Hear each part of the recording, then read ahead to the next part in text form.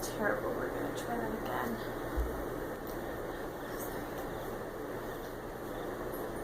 Nope, don't like that.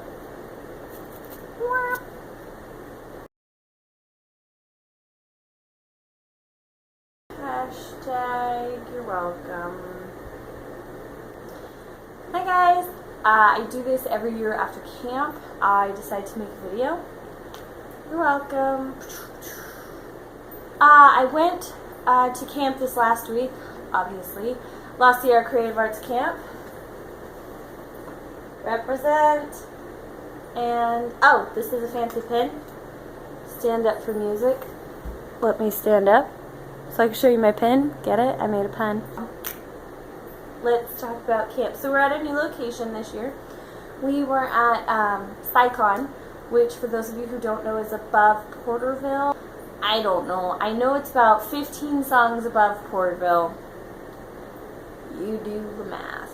We used to be way far away and way higher up. There were a couple of things that were completely different. Like, it was a huge learning week for me, so we're just gonna talk about the things Jennifer J. Ham learned. Woo. Things that J. Ham learned. First thing, tarps are not square. On the way up to camp, Taylor and I, my brother, were carpooling up to, truck pooling, if you will, up to camp. And we decided to use 2 tarps because we thought that would be the best thing, and it was terrible. We ended up ripping one, and then we realized that we had put them on sideways on my bed.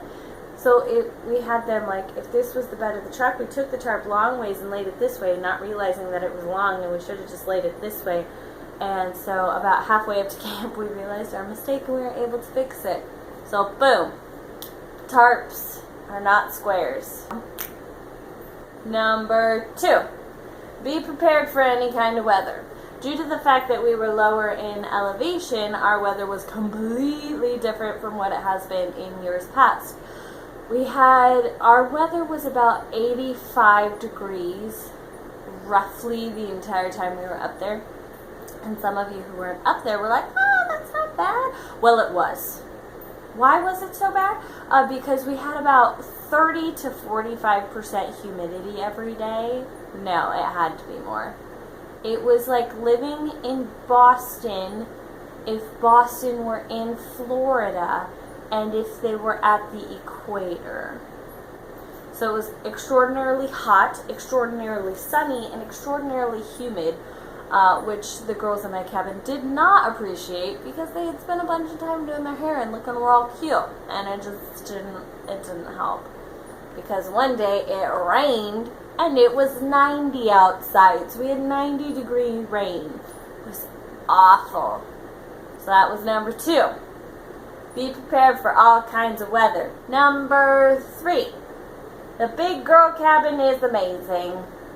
This year, I actually switched cabins from what I was counseling in. I used to be the counselor for Cedar, and this year I got bumped up, not 1 cabin, but 4, and I was placed into Willow, which is the oldest girl cabin. The cabins go in this order: Cedar, Fir, Manzanita, Willow, and I was in Willow. The eldest girl cabin, which is where you have juniors and seniors and occasionally a sophomore in high school.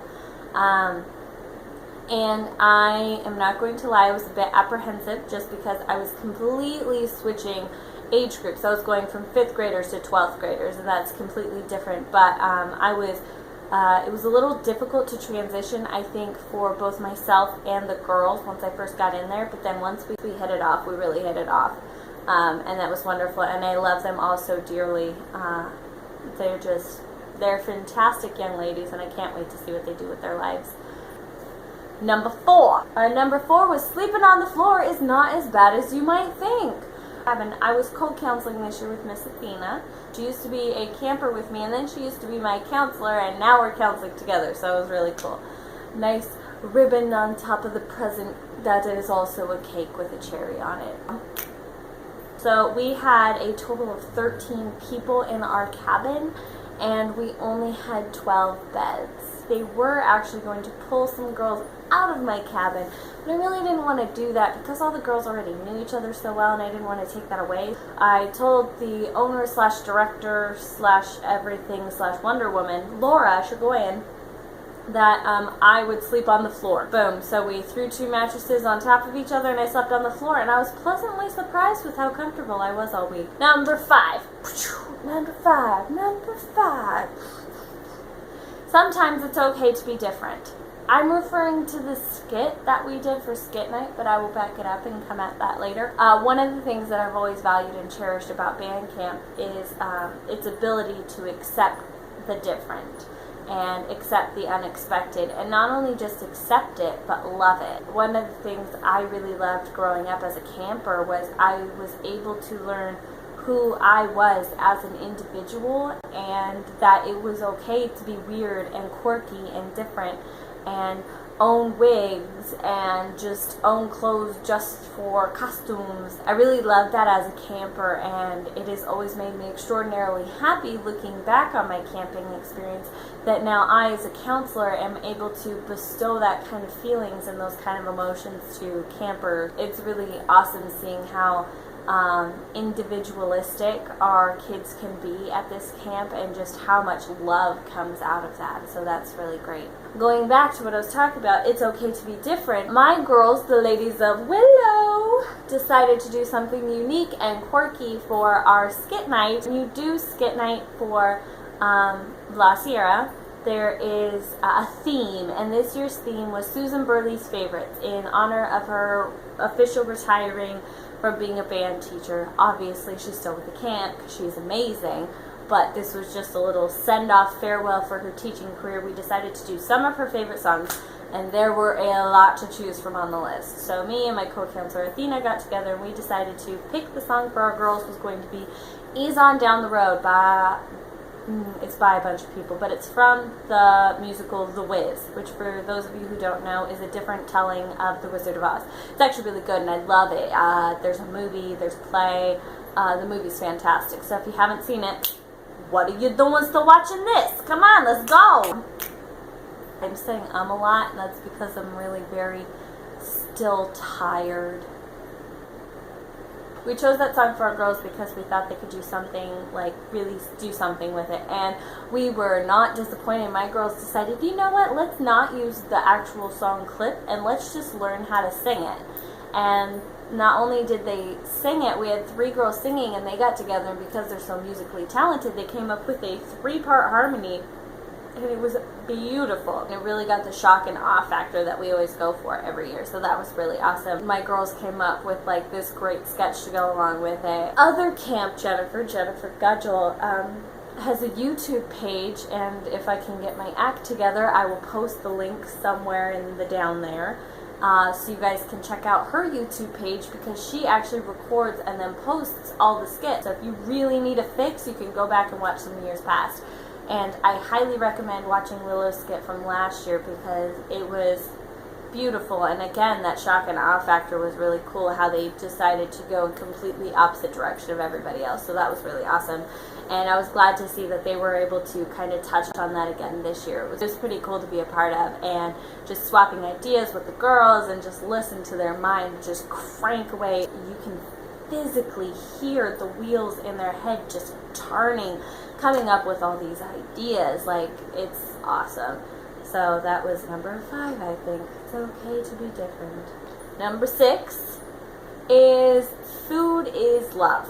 I know you probably hear that all the time, and you're like, wow, Jen, put a cork in it, or a meatball sub. So SciCon, the camp we were at, contacted the owner of the camp, Laura Chagoyan, probably about April, and said, hey, our kitchen's going to be under construction. We are not going to have a kitchen available for you. You won't have food. And that sent Laura into panic mode, and there was almost a time when camp this year was canceled, which would have been extraordinarily unfortunate, again, because this place is such a great, wonderful, and terrific place. And then out, we have 3 campers, brothers and sisters, 2 sisters, a brother.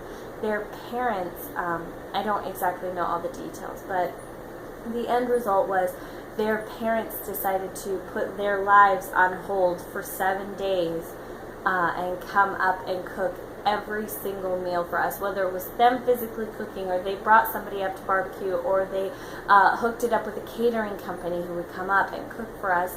And it was, sorry, I'm a little teary about that because it's really great just being able to see like how much our camp has not only affected our students but their parents as well, because these parents looked at this camp and went, we can't let this camp get canceled, and they, like, out of the kindness of their hearts went through all this trouble for us, and it was fantastic that they did such a thing for us like that. And oh my God, the food was amazing. Every day they have bagels for breakfast. Who needs a donut when you can have some bagels? Am I right? Ask your kids. I'll get the joke. I hope. I don't know for sure. I'm still really tired. Number 7. Number 7 is the student recital. Is one of my favorite nights because you're able to really see the kids' creativity. There are certain songs that get played every year, but aside from that, it's really great watching the kids who decide to take a little extra time out of their week to practice like a quintet of horns, or get together and do like a flute trio out of their, like, they pick the song, they put it together. And this year I was absolutely blown away by one of my campers, Emma Boone. Hey girl, how you doing? Who decided to sing. I'd never heard her sing before this year because for a number of reasons, one of them being I was never her counselor, so I was never in her cabin with her. And she has literally the voice of an angel. I cried when she sang. Just throwing that out there. Because it was so beautiful, and I love that we as a camp are so, we are a creative arts camp, and I just love that we can be so supportive of all the arts, and not, obviously the instrumentation is the largest part of our camp, but the fact that we can still support the others is really awesome, and she just blew me out of the water, and I cannot wait until her album drops. If you're not working on an album, you should be. I would buy it. I also had another student, Amanda Hamilton, who put together a piano version of Bohemian Rhapsody, and that was really fun. She started playing, and the entire cafeteria full of our students started singing, just go, Mama, just killed it. But they were all whispering. It was the most eerie thing I've ever heard in my life. But it was so great, and obviously they got louder as the song went on. It was pretty great, and you heard the kids like humming the guitar parts and things like that. That was also pretty cool. I learned how anxious my girls were to learn a second language. So I'm going to school to become a sign language teacher and or a teacher for the deaf. I haven't really decided which career path I'm going on. Just that my career path will involve sign language because it has really moved me in my life, and that's really awesome. But when I told my girls that, they were absolutely ecstatic and wanted to learn more and teach me this sign and how do you say this. So I started doing a thing where I would just teach them, whoever sat at my table during lunch or at dinner, I would just teach them some signs. Like, one day it was, now we are eating burgers. I taught the entire cabin how to sign happy birthday, like the song. It was really moving to me just to see how anxious my kids were, because obviously the deaf community holds such a place in my heart, and then to see this other thing, camp, which is almost my whole heart, be so accepting of this part as well. It really like blended it together for me, and so I want to hopefully, if I get invited back, please, Laura, please. I want to try to incorporate sign language somehow in there. I think it'd be really awesome because my kids and the other kids who sat around me at dinner time and stuff like that seem to have a really great time learning some signs. Yoga. So where my cabin was located, where the cabin of Willow was located, here was the rest of camp at this level. And the boys' cabins were probably up about that high. And the girl cabins were probably up this very steep hill all the way at the top. It was an intense incline though, and it was like the steeper parts were closer to the top, of course. My girls, like from sitting all day to walking up that hill, I knew that my girls had a lot of tension and stuff like that. And Athena and I do yoga, and so I decided to do a yoga master class one night after. It was right before lights out, into a little bit of lights out. Sorry, Laura. My cabin was neighbors with the second oldest cabin, Manzanita. We were all on one gigantic building, and here was my cabin, here was their cabin, and in the middle was this gigantic conference room that wasn't being used that week, but we had access to. So I had told the counselor, Emma, yes, there is another Emma. So I asked Emma if she'd be interested in bringing her girls over, and we could do like an hour of yoga with them, really stretch them out and stuff. And it was like super easy yoga. All but one part of it was just completely laying on the ground, just because I wanted to like release some tension in their back and really stretch out their legs from trekking up that hill. It was really awesome because every time we hit a new pose, at least one girl would get a really great stretch out of it. So you'd hear like, I'd be like, all right, now we're going to roll to our left, and you hear, or like, oh my god, or oh my back, and it was fantastic, and it always cracked everybody up. And they really got into the yoga thing, and so that was fantastic. And then Athena and I were talking later, and hopefully we'll be able to at least bring it back for our girls for next year, because it helped me, and I think it helped them. I like to think that it helped them. Number 9, it's okay to share a name. This year at camp, we had 5 Emmas and 4 Katies. 3 of the 5 Emmas were in my cabin. I had 3 Emmas and 2 Amandas in my cabin. That was interesting. But it's a lot of Emmas to have in one cabin, because then you have to not only learn their first name, but also their last name. So there are 2 Jennifers at the entire camp, and the kids were having a hard time differentiating us, which is why I took on a nickname. So you have Jennifer Gudgel, who everybody just calls Jen, and then you have me, and we just gave me the nickname J-Ham, because my last name is Hamilton. So it worked. Everybody at camp calls me J-Ham, including my boss. It's stuck, and it's awesome, and I love it. But for me, I didn't have that with my 3 Emmas or my 2 Amandas, so I'd be like, nah, Emma, nah. Yeah, you, yeah, I meant to talk to you. What's up, girl?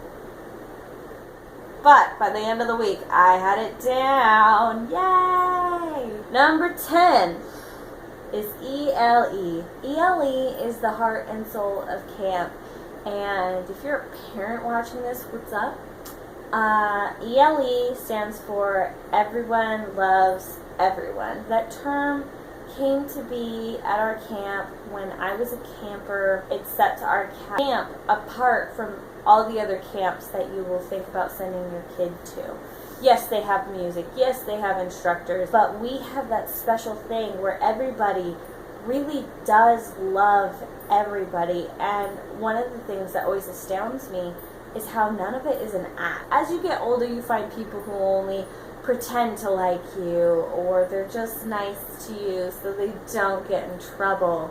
But they're at camp, ELE, with everybody loving everybody. It isn't an act. It isn't something we are paid to do. It's something that we physically feel, and it's beautiful. It really is. I had 2 girls in my cabin who were new this year, and one of them messaged me yesterday after they had gotten home from camp, thanking me for such a great experience, and told me that they cried on the way home because they missed it so much. We are only there for 7 days. 7, and that's it.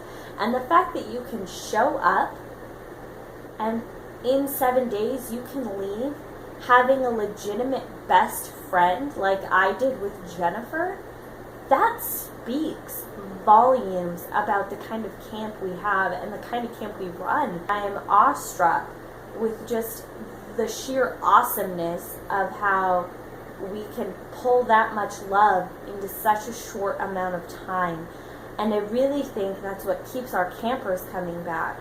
And that is what keeps our camp alive, and that's what keeps people talking about our camp for an entire year. We have kids every year, and I am one of them, who count down from today, the day after camp is ended, going, oh, we have X amount of days until camp left, and they will keep the countdown going until the next year. What other camp does that? Exactly, just us.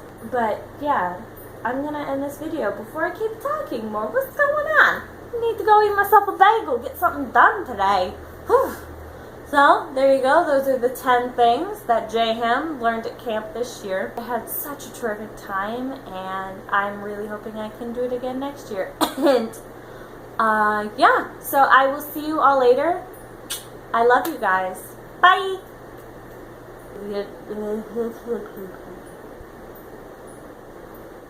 Woo!